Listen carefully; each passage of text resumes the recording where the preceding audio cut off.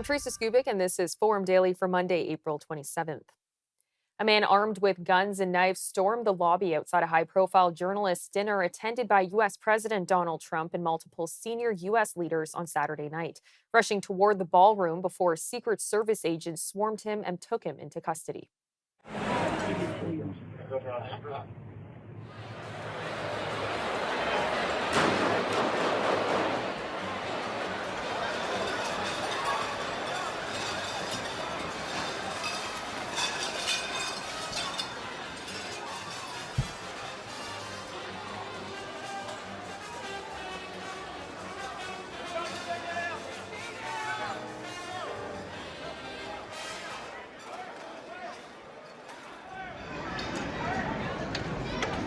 The incident happened near the main security screening area where authorities say a suspect identified as Cole Allen of Torrance, California, was taken into custody.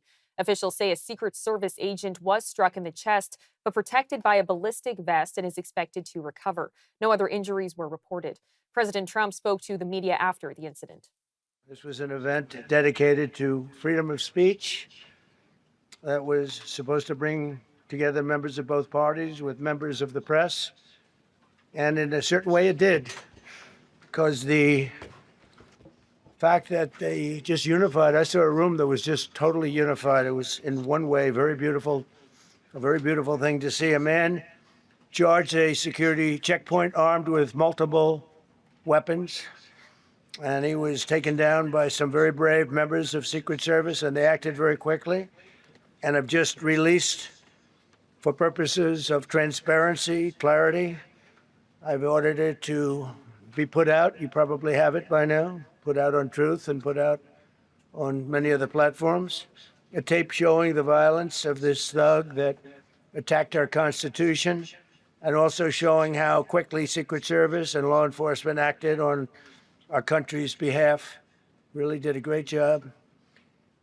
One officer was shot, but saved by the fact that he was wearing obviously a very good bulletproof vest. He was shot from very close distance with a very powerful gun. Allen has been charged with attempting to assassinate the president, along with other charges. The 31-year-old made his first appearance in federal court, and investigators are examining a message alleged to be from the suspect. And President Donald Trump struck a somber tone at the White House, telling reporters the presidency is a dangerous profession and that threats or attempts of violence against him are part of the job. I want to thank the First Lady that was a rather traumatic experience for her. There was a lot of action taking place up there very quickly. But again, the response time was really incredible. And we're going to reschedule. We're going to do it again. We're not going to let anybody take over our society. We're not going to cancel things out, because we can't do that. We wanted to stay tonight. I will tell you, I fought like hell to stay. But it was protocol. They said, please, sir, because they didn't know there was a lot of action going on, and they didn't know, could there be probably a lone shooter, but we'll find out. We'll find out very quickly. Are you concerned about political violence? This could be politically motivated. All violence. I'm concerned about everything. Look, but I can't be so concerned that you can't function. No, I'm here. It's a dangerous profession. So nobody told me this was such a dangerous profession. If Marco would have told me, maybe I wouldn't have run. Maybe I would have said, I'll take a pass. No, it's a dangerous profession, but I don't view it that way. Look, I'm here to do a job. As part of the job. It is a dangerous, I can't imagine that there's any profession that's more dangerous. But I love the country, and I'm very proud. I'm very proud of the job we've done. You see what's happened. We have a great country. We've got, I think, the most successful, the hottest country anywhere in the world. This happened over a period of just a year, and we're going to do great things. But with that come risks. There's no question about it. And in an interview that aired Sunday night, Trump clashed with 60 Minutes reporter Norah O'Donnell after she asked about a passage from the suspect's alleged manifesto. In it, the suspect wrote, quote, "I am no longer willing to permit a pedophile, rapist, and traitor to coat my hands with his crimes." Trump pushed back, saying he expected the question and took aim at the reporter. Well, I was waiting for you to read that because I knew you would, because you're horrible people, horrible people. Yeah, he did write that. I'm not a rapist. I didn't rape anybody. Oh, I'm not a do you think he was pedophile. referring to you? Excuse me. I'm not a pedophile. You read that crap from some sick person. I got associated with all stuff that has nothing to do with me. I was totally exonerated. Your friends on the other side of the plate are the ones that were involved with, let's say, Epstein or other things. But I said to myself, you know, I'll do this interview and they'll probably, I read the manifesto, you know, he's a sick person, but you should be ashamed of yourself reading that because I'm not any of those things. Mr. President, and I these was are never, the gunman's words. Excuse me. You shouldn't be reading that on 60 Minutes. You're a disgrace. But go ahead, let's finish the interview. And back at home, Prime Minister Mark Carney says he wants to launch Canada's first ever sovereign wealth fund. He's calling it the Canada Strong Fund, and the idea is to use it to invest in major nation-building projects, working alongside private sector partners. In a video posted online, Carney said the fund would act as a new way to help finance big priorities for the country. This is our country. It's your future, and we're building it together.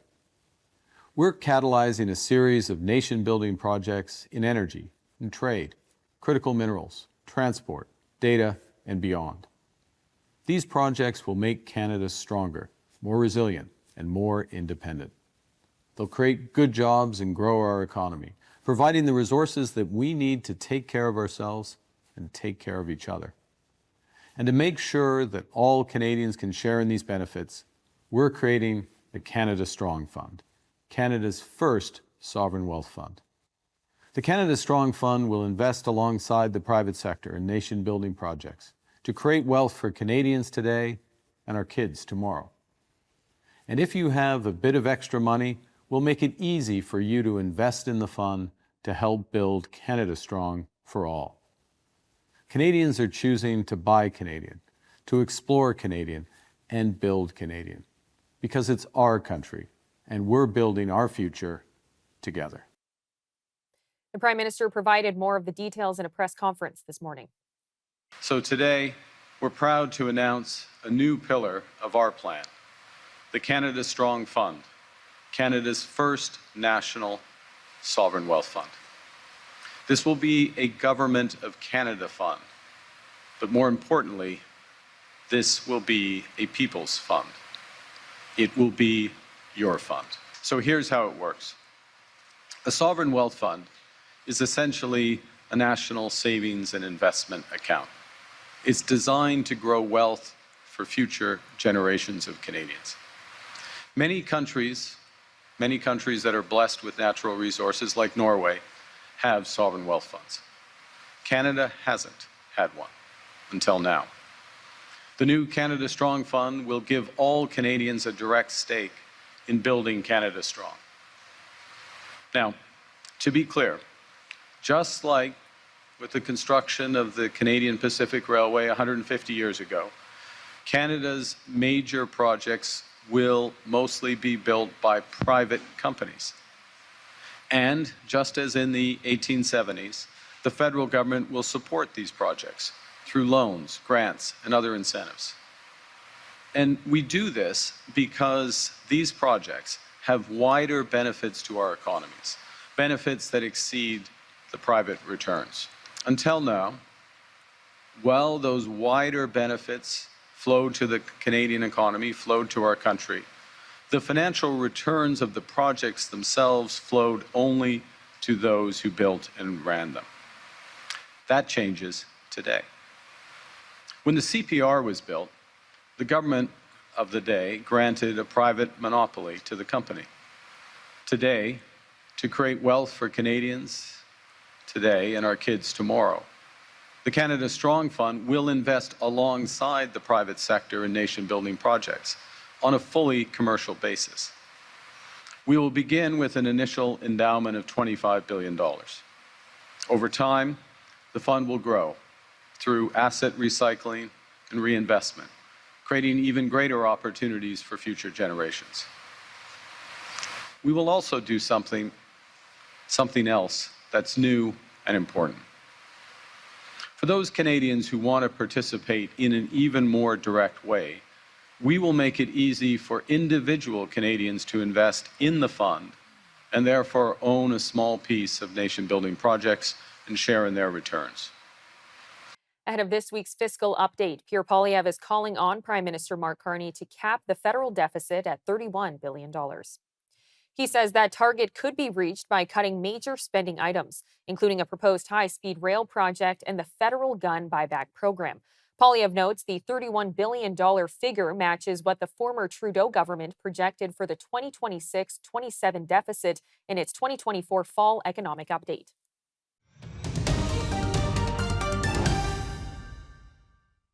Conservative leader Pierre Poilievre says he does not appreciate the way Prime Minister Mark Carney is approaching trade negotiations with the Trump administration. Poilievre says the U.S. is Canada's largest trading partner and should remain the focus. Nobody can tell anybody what Mr. Carney's position is. He says on Sunday that trade between Canada and the U.S. is our weakness, and then he says yesterday that he believes that Canada and the U.S. are stronger together. He said that we're in a permanent rupture with the U.S. a few weeks back, and then his ambassador said yesterday that we need more economic integration. So it's not just that we don't know Mr. Carney's strategy, we don't even know his goal. From day to day, he contradicts himself wildly and recklessly. And either he's doing it because he has no idea what his plan is, or because he's using sensational language to distract from the higher cost crime and corruption that his own government has enabled here at home. I would like the Prime Minister to get back to the focus, which is that we need to have solid trade and a strong tariff-free relationship with the biggest customer in the world on whom we depend for 2.6 million jobs. And that is what I've put forward as a plan. I have a very detailed plan to build up our leverage and use that leverage to regain tariff-free access with our biggest customer to save those 2.6 million jobs so that the steel workers, auto workers, lumber workers, aluminum workers can go home to their children at night and say, we have an income, we can pay our mortgage, you can play hockey this year, and we can have a nice family vacation. Mark Carney promised that he'd have a deal by July of last year, and ever since that time, he has allowed the American administration to dictate terms.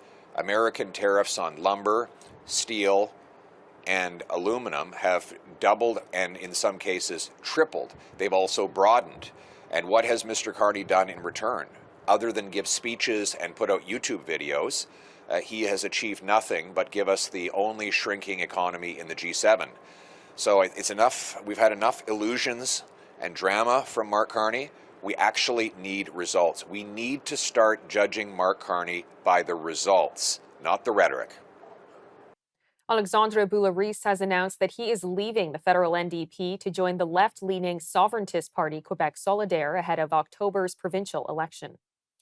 Boulay-Reece, who has been the only remaining New Democrat MP from Quebec, says he will immediately sit as an independent in the House of Commons. He also says he will formally resign his seat the day before the provincial campaign is officially called. The move marks a significant shift in Quebec's federal political landscape, with Boulay-Reece long considered one of the NDP's most recognizable voices in the province. And the CEO of OpenAI has apologized for failing to notify police before a deadly shooting claimed 8 lives in Tumbler Ridge, BC. Sam Altman says his company identified troubling online behavior but did not act quickly enough. The suspect was later able to bypass a ban and continue using the platform. BC Premier David Eby says the apology matters but does not make up for who was lost. Alberta Premier Danielle Smith is offering more detail on the decision to stick with daylight saving time year-round and stop changing the clocks this fall. Smith says the alignment with Saskatchewan was a key factor, along with reducing what she described as jet lag for Albertans. She also says she heard strong support from residents who want to end the time change altogether. We did some polling. I certainly did focus groups. Every room I was in, I was getting feedback. I was on my radio show. And one person called in and I thought had a pretty wise suggestion. They said, you know what, we don't really know what it's going to be like unless we live it. And so why don't we just not do the time change in the fall, not do the time change in the spring. His suggestion was then do a referendum to see what people like. But you know what? I'll see what people think after they've gone through it. I have a suspicion that people are going to enjoy not having the feeling of jet lag twice a year, because that's essentially what we're doing when we do our clock change, is that we're giving every Albertan jet lag, and it takes all of us different amounts of time to get over it. It certainly takes pets a while to get over it too. But we thought that since everyone else was going in this direction, to try to be in sync with Saskatchewan, what this would do is it would mean that we were on the same time as Saskatchewan year round and an hour ahead of BC year round. We thought that people would benefit from being prepared to adjust to that early. So we made the decision, and we'll see what kind of feedback we get from it. A sharp jump in fuel and fertilizer prices has Canada's agriculture producers engaged in a pricey game of chance. Prices for both diesel and fertilizer have nearly doubled since the outbreak of the war between the U.S., Iran, and Israel. A shortage of fertilizer could make this upcoming crop year a bit of a gamble for some. Our Western Canada Bureau Chief Hal Roberts caught up with David Bishop, a farmer and the director of Alberta Grains, to talk about some of the biggest challenges farmers are facing right now. David, some farmers are reporting an increased cost for fertilizer along with even a shortage of fertilizer. What are you seeing so far? Well, we had pre-bought our fertilizer, so we're sitting pretty good. I know that some people that haven't bought their fertilizer, the price has gone up quite a bit. In Western Canada, supply is there. You have to maybe plan a little in advance to get it. Eastern Canada is where the real big issue on supply is, for the simple fact that Russian fertilizer's got tariff on it, so it's not coming in. The fertilizer comes up from the U.S. The Mississippi's low, so the barges are moving north. So they've kind of a bit of a catch-22. Everything's kind of falling in place for the fertilizer prices to go up, including the Strait of Hormuz. That's affects the world market more than the Canadian market. But of course, it's a commodity. Supply and demand dictates the price, and demand is there when the supply is short, so price goes up. Absolutely. Now, when are you hoping to begin your spring plowing? And will you maybe change your game plan this season as opposed to what you planted the last few years? No, everything's going to be the same. Like I said, we'd already pre-bought all our fertilizer, so we have it on hand. So we're okay. We may be later in the year if the conditions are right. We may buy a little bit, but I suspect there'll be some supply come summertime. So we're fortunate in Western Canada that we do a lot of the manufacturing of fertilizer here. The only issues we've had is the fact that they've shut a couple of the plants down for maintenance, just a wonderful time. So, but that seems to be the norm. They seem to do that almost every other year. Dave Reed, he farms up by Cremona, Alberta, and he says he But can burn through about 1,000 liters of diesel per day with his tractor. And he says oh, fuel costs really hurting him and cutting into his bottom line. How about your experience, David? yeah, it cuts into our bottom line, but in all honesty, it's one of our lower percentage-wise costs. But of course, anything that goes up hurts our bottom line, and fuel has come up. It's one of those commodities where we don't usually pre-buy any of it, so whatever today's price is what we're going to have to pay for seeding and going into harvest. And we really don't know what that price is going to be come summertime. So it could be a lot higher if everything keeps going the way it has in the Middle East. So time will tell. So, with costs going up for farmers, whether it's fertilizer or fuel, many would say that the farmer now has to pass on that increased cost to the consumer. Would you agree with that? It's pretty tough because we're based on the world commodity prices. So we can only sell at whatever price is being offered out there. We can't add a fuel surcharge onto any of our product where we've got parts coming in, and even some of the chemical now, the price has been going up because of the fuel cost. That gets passed on to us, but we can't pass that on to the consumer because when we sell our product, it's based on a world commodity price. So we don't have that option to pass on. But because of the way everything is, the shipping costs of the finished product, like our wheat makes pasta, that's going to go up because of fuel costs. So the consumer, they end up paying for it in the end, but we don't recover any of that as a farmer. We had a pretty nice snowpack this winter, a lot of moisture. How much will that really help you as a producer? Or irrigation, we're good. Just was at a meeting here last week, and snowpack is average to above average. So we're expecting no restrictions on our water for irrigation. So that means we can plan for the year for our inputs costs and what we're going to produce without having to worry about being short on water.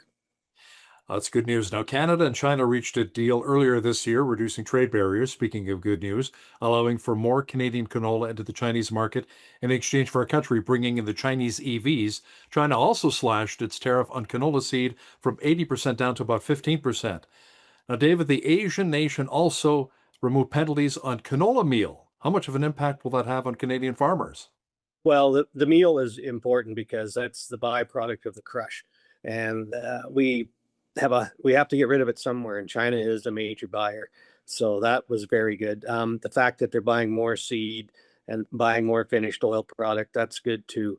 It's a win for us. I mean, electric vehicles, 40,000, that's nothing in my opinion coming into Canada. So if that's all it costs us to get this market reopened, then I'm very happy with that. Barron's Alberta farmer and director with Alberta Grains, David Bishop, thanks so much for your time today. Thanks, Hal. A union that represents paramedics in Manitoba says there is a major shortage in rural parts of the province, and the situation is getting worse. The Manitoba Association of Healthcare Professionals also says close to 25% of vacancies for advanced, intermediate, and primary care paramedic positions were unfulfilled in December. The province's health minister disputed the trend, saying 41 net new paramedics have been hired, with more on the way. Enbridge officials say Ottawa is showing a stronger commitment to positioning Canada as a global energy exporter with its approval of an expansion to an existing natural gas pipeline in British Columbia. The Sunrise project would increase capacity on Enbridge's West Coast system, which links gas fields in northeastern BC and northwestern Alberta to the Canada-US border.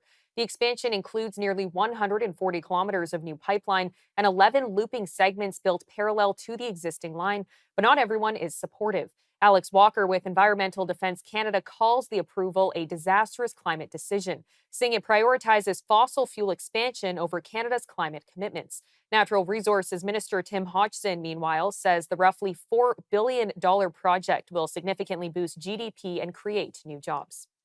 This project, the Sunrise project, will add more than $3 billion to Canada's GDP and generate over $700 million in tax revenues for new roads, new hospitals, and new schools in British Columbia. At peak production, it will create 2,500 new jobs, including for local Indigenous communities. In fact, to date, more than $52 million has already been spent by Enbridge on hiring and procuring services from Indigenous businesses. Ladies and gentlemen, these are not random examples. They represent a broader change in Canada's posture. We need to keep moving big projects from approval to final investment decision to construction and ultimately to production. In the spring of 2027, you will see projects not just having been added to the Major Projects Office, but at least 5 to 10 new projects having reached final investment decision or broken ground. Energy markets remain a key driver of Canada's economy, influencing everything from the strength of the dollar to broader market performance. But with shifting global demand, changing supply dynamics, and ongoing volatility in oil prices, some of those traditional relationships may be evolving. At the same time, investors are trying to navigate what this means for portfolio strategy, sector exposure, and risk in an increasingly uncertain macro environment. Joining us now to break all of this down is Brendan Caldwell, Director of Caldwell Securities Limited. Brendan, thank you so much for the time. Great to be here, Teresa. No pressure. Now, do you think the relationship between the Canadian dollar and oil is structurally weakening, or is this more of a function of the current supply-driven environment? Well, they're going for counseling. I'm sure they can patch things up. Historically, Canada has been the most normal petrocurrency in the world. Most economies that have natural resources as their primary driver are a mess. Natural resources are to economic growth what wine is to dinner, perhaps. A wonderful complement, but a dangerous substitute. So that if you're totally dependent on natural resources, you're really at the whim of world demand. Now, Canada, because it has had historically a more balanced economy with financial services, technology, industry, the natural resources, including energy, have been a wonderful balance. And because oil is so volatile, to use the word, it has caused our dollar to also move up and down. Uh, it's not as big an influence as interest rates, but it's still a big influence. And of late, our dollar hasn't been moving up, with all of this supply constraint and the spike in the price of oil. And I think there's a bunch of reasons for that. But what it has done is allowed our dollar to remain reasonably consistent, albeit in the low 70s, which might be the sweet spot for us. If you get up around the 90s, there's a real economic slowdown, and you get down towards 60, the loonie more closely resembles the peso. And I think, while it may not have caused the dollar to go up, energy has at least kept our dollar relatively stable. And how should investors think about Canada's sensitivity to energy prices? Well, it's a funny thing. Our dollar and our economy tend to do better when the price of energy is demand driven rather than supply constrained, which sounds really inside economic baseball. But right now, the price of energy, oil in particular, has spiked so high because there is a supply constraint. They're just some large percentage of the world's oil isn't passing through the Strait of Hormuz and out into the world. So the overall price of oil globally has gone way up. But it's not because we're making or manufacturing or there's robust economic growth. It's because one key supplier has been knocked offline. So it doesn't really benefit Canada too much directly. And from an investment perspective, temporary shocks and all political events like the one we're going through now, as tragic and large scale and newsworthy as they may be, they are all have temporary effects on the price of anything. So people do invest and think about temporary shocks much differently than they think about broad economic trends. So if this was a really robust economy and the price of energy was spiking because of that, it would mean likely new investments, maybe new pipelines, and what it also has meant that big international companies with a relatively low dollar and big supply of energy are looking at Canada. I mean, ARC Resources has just been the subject of a proposed takeover by Shell, the big international energy conglomerate. I wouldn't be surprised to see more of these types of deals being announced because, like with anything resource-based, our energy sector is relatively inexpensive on global terms. And there's a bunch of reasons for that, one of which is we seem to have a hard time getting it to blue water. I see that new pipeline that was just announced by Enbridge takes more of our energy and sends it to the United States, which is very different than perhaps Mr. Carney was talking about, looking for other places to do business besides our largest trading partner to the south. And do you think global energy demand is being underestimated? Yes, in a bunch of different ways. In that, over the next number of years, next few decades, there will be, I think, a big transition from fossil fuels to other forms of energy. Some of that may be nuclear. And if I just pronounced that like Homer Simpson, I'm sorry. But some of it will be renewables. I think solar energy, the increase in the demand for solar energy was, I think, the biggest single increase of any of the sectors, bigger than natural gas and quite a bit bigger than oil. I mean, that's partly because the demand for electricity, without being intermediated through gas or oil or anything, has gone way up. And the electric car is coming. I mean, it's here, but the only thing that's really keeping it from dominating North American roads is we don't like the fact that the cheapest and possibly the best electric cars are not made in North America. So it's more of a trade issue than it is an environmental or anything else. But between now and then, you're seeing a bit of a puff in the price of fossil fuels because there's not as much exploration going around, and there'll still be huge demand particularly if we ever manage to figure out how to live peaceably with one another on this planet. And what sectors act as a natural hedge to energy exposure across different macro environments? Well, which is, I think, another way of asking perhaps what sectors are likely to be the hardest hit if energy goes up. Well, industrials, of course, would be one. Transportation is a monster hedge, if you will. The Air Canada, for example, but all the airlines have been hit very, very hard because they've had to cancel routes, not just for the uh, reasons of the war going on in Iraq or the conflict going on in the Middle East, but also because they just can't get the same jet fuel. So it's become increasingly challenging to travel anywhere. So that's one, but industrial companies as well, manufacturing, with the price of energy, which being the big cost, particularly for a lot of manufacturing, I think that would be one. So how would that be a hedge? Well, right now the price of energy is so robust. If peace were to break out in the Middle East, and pray that it does, and the price of energy were to come down, you can see a significant spike in transportation stocks, Air Canada, other airlines, as well as industrial manufacturing stocks that are largely dependent on energy, and the price of energy when it comes down really benefits those. And Brendan, are we seeing a shift in how global investors view Canadian energy assets compared to the past decade? Well, yeah, I think so. I think, as I alluded to, I mean, the Shell Arc Energy announcement today would be an example of that.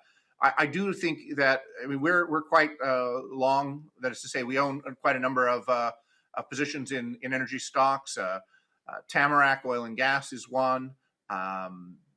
There there are quite a few others that are both the bigger players, like a Suncor, but also some of the up and coming energy companies could be in play, or at least will continue to do well, because I think the demand for traditional energy supplies, including even uranium like Cameco, will be considerable for some years to come.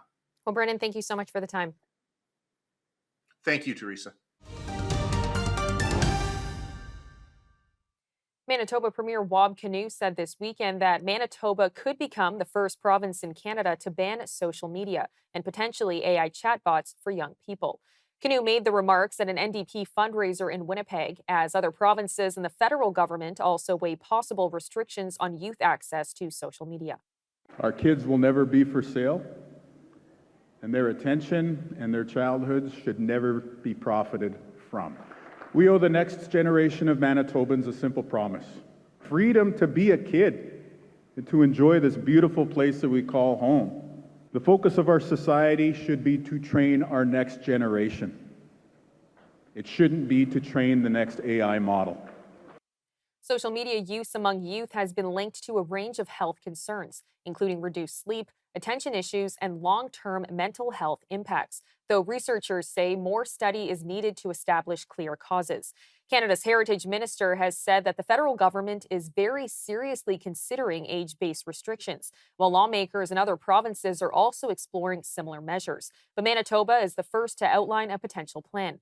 Premier Wab Kinew did not specify what age limit the province is considering, how any ban would be enforced, or when it could take effect. He also did not take questions from reporters after his speech. I sat down with Yael Osowski, the Deputy Director of the Consumer Choice Centre, for more on Manitoba's announcement. Now, Yael, from a policy standpoint, how practical is it to actually enforce a ban on social media or AI chatbots for young people in one province opposed to the entire country? I mean, practically speaking, it's next to impossible. This is something that you could try to do with IP addresses. It's something you could try to do realistically, with the carriers and the providers of internet services. But a lot of this, particularly across Canada, are really going to be different. And sometimes the interchanges are hosted in Montreal or Calgary or sometimes in Vancouver. So it's really next to impossible. I view this more as a move that's politically very popular, but technically and practically just not very feasible, not something that's really going to work, but it's definitely going to give Premier Kinew a big boost, I think, domestically. And could this kind of provincial ban conflict with federal jurisdictions or even raise legal or constitutional issues? I think so. There's a reason that you just haven't had any of these social media bans that have been passed thus far at the provincial level. There's a lot of charter concerns. Realistically, what is the federal government's role on this? And another thing to think about is we actually technically don't even have a minimum age limit for the internet in Canada. Most of the services that are used in Canada kind of follow the American model of 13 years and over. That's from COPA. So we really don't have one yet in Canada. And I really don't see any way that you could legitimately constitutionally pass this. Again, if we're talking about the federal government, that's a whole other issue. But at least at the provincial level, technically not feasible and legalistically probably pretty dubious as well. And we're also seeing the federal government and other provinces consider these similar restrictions. Do you see this becoming a national trend, or do you think this is just a lot of talk right now? Well, it's definitely a lot of talk, but there's actually the French president, Emmanuel Macron, he calls it the movement. So he's very excited about the prospect of under 16 social media bans.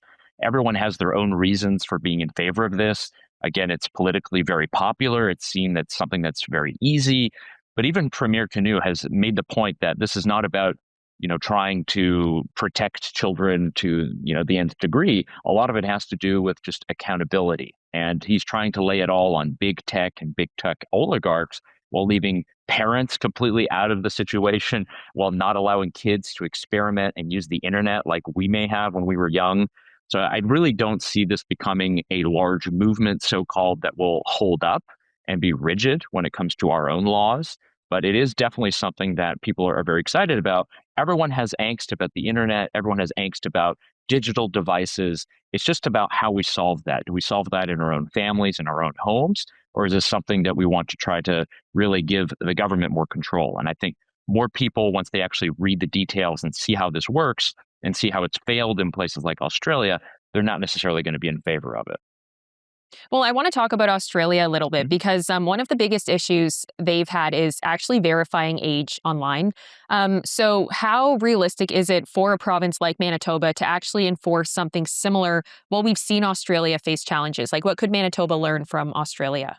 I mean, what you can learn there is it's incredibly difficult, and you cannot do it unless you're forcing some kind of identity confirmation, some kind of digital ID. If you're having to do that with everyone who logs on or who creates an account. So you are creating that kind of issue. One thing that they did in Australia is they just forced many of the tech companies to delete all of the accounts. So it was something like 5 million accounts of people who were under 16. All of those accounts were deleted overnight. And people were able to easily route around it using VPNs, signing up using different names, different services.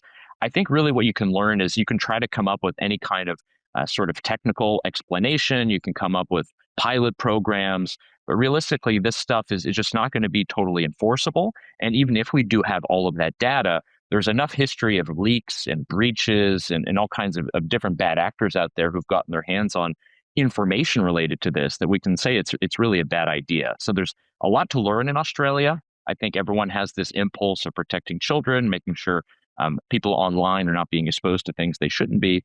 But again, that's the role for individuals. It's the role for parents, particularly in the household. So I think there's a lot to learn there. And hopefully, whether it be in Manitoba or Ontario or the rest of the country, they can learn that lesson too. Lawyers with the International Human Rights Program are raising concerns about alleged forced labor tied to vehicles entering Canada.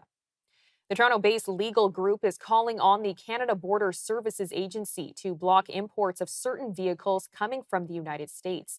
They claim some of those vehicles produced in Alabama may be linked to prison labor. According to the lawyers, incarcerated workers are being used in the manufacturing process, which they argue could violate Canada's ban on goods made with forced labor. They're urging federal authorities to investigate and take action if those claims are confirmed. First, we looked at records with the Alabama Department of Corrections to identify companies using prison labor. And then we cross-referenced those with publicly available data to see if those companies were listed as suppliers to the specific auto manufacturers that we were looking at. And then finally, we confirmed whether the vehicles were coming into Canada from the Alabama plant that we identified. And what we did in particular is we checked VINs at dealerships to confirm that. Canadians should be thinking about two things. So, first, our everyday purchases like vehicles, trailers, building materials are tied to very complex supply chains that we rarely see. But unfortunately, ethical risks don't stop at the border. And then, second, this isn't about consumer guilt. It's about whether governments and companies are doing their jobs. So Canadians expect that goods sold here comply with our laws and our values. So far, there's been no response from border officials, and it's not yet clear whether a formal review is underway. And several hospitals across Ontario are cutting jobs as they try to dig out of a growing financial deficit. Critics say this may be just the beginning. While the province provided a $1.1 billion funding boost this year, the Ontario Hospital Association says the system actually needs more than twice that amount to keep up. Right now, more than 70% of hospitals are projecting deficits, and some have already started dipping into reserve funds just to cover day-to-day operations. Hospital officials say they've already taken steps to manage costs, including offering early retirements, eliminating vacant positions, freezing travel, and switching to a more affordable benefits plan. There's a new king at the box office, and it's Michael. The Lionsgate biopic about the king of pop, Michael Jackson, has made a massive entrance, pulling in $97 million domestically and an impressive $217 million worldwide in its opening weekend. That makes it the biggest debut ever for a biopic, blowing past the previous record set by Straight Outta Compton, which opened to $60 million back in 2015. For some perspective, Bohemian Rhapsody debuted with $51 million in 2018 before going on to earn over $900 million globally. And so far this year, Michael ranks as the second biggest opening, just behind April's The Super Mario Galaxy movie, which debuted with $131 million. An African distance runner has done what was once considered nearly impossible in sport, breaking the 2-hour barrier in the London Marathon. Kenya's Sebastian Sawe surged to victory with a stunning time of 1 hour, 59 minutes, and 30 seconds, shattering the previous men's world record by more than a full minute. Just about him into the home straight. He's got over a minute or just under a minute to do this. He can do it. Come on, Sebastian. You can get this. History in the making. Under 2 hours. Nobody has ever done this. They said it couldn't be done.